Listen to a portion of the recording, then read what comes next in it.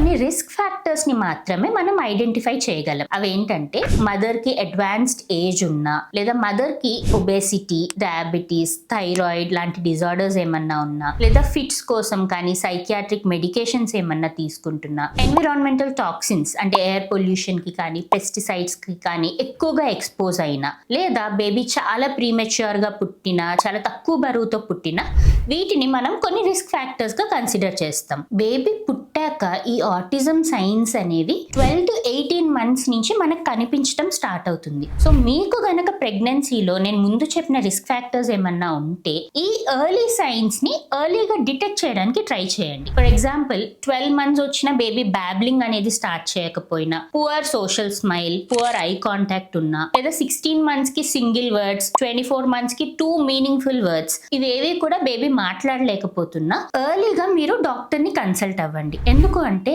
మనం ఎంత ఎర్లీగా అనేది ఇంటర్వెన్షన్ ని స్టార్ట్ చేస్తే అవుట్కమ్స్ అనేవి అంత బెటర్ గా ఉంటాయి. సో మనం ఆటిజం ని ప్రెగ్నెన్సీలో డయాగ్నోస్ చేయలేకపోయినా కూడా ఎర్లీగా డయాగ్నోస్ చేయడం వల్ల 15 to 25% పిల్లలు ఈ ఆటిజం స్పెక్ట్రమ్ నుంచి బయటకు వచ్చేసే అవకాశం కూడా ఉంటుంది. So early detection and appropriate therapy is the key. Do share this reel with someone who might need it. Thank you.